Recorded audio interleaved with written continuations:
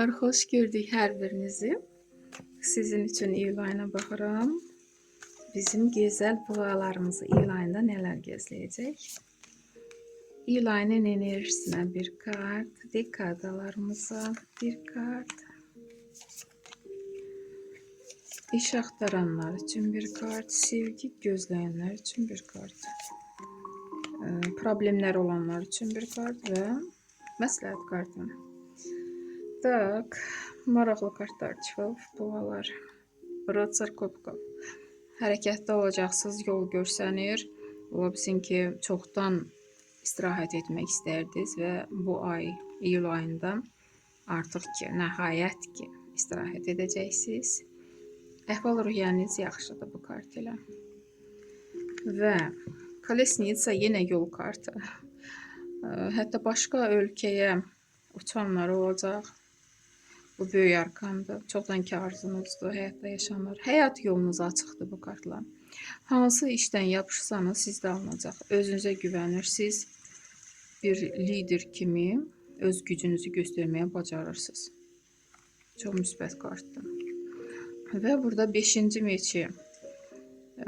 Hansısa söz-söhbət olur. Bu söz-söhbətdə qalib kimi çıxırsınız. Yəni, bəlkə də sizi şərləyənlər olur, bəlkə də iş yerində, ya qonşunuz, ya qohumlarınız, bu da ola bilər. Və o pis niyyətli insanları siz yerində oturmağa bacarırsınız, öz gücünüzü göstərirsiniz, həm söz sarıdan, həm də ki də lazım olsa başqa yol ilə nədirsə də onlar artıq sizdən qorxur, çəkinir. Görürsünüzmü? Yön alıb başqa səmtə artıq da gedirlər, sizdən uzaqlaşırlar. Və Mir kartı, böyük arkan. Bu, hansısa etap bitir, təzə bir etap başlayacaq. Bu, axırıncı, sonuncu böyük arkandır, 21-ci arkan. Və yenə də bu kart ilə hansı addımı atırsınız, atın, böyük qüvvələr sizinlədir, sizin yanınızdadır, sizə dəstək olurlar. Müsbət kartdır bu kartda. Paj meçi, iş axtaranlar üçün hələlik iş görsənmir.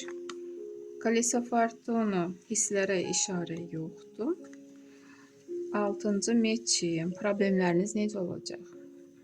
Yenə görürsünüz, bəlkə də bu söz-söhbətlərə görədir. Kimin problemi varsa boğalar, siz deyim ki də yaşayış yerinizi dəyişməyə qərar verirsiniz.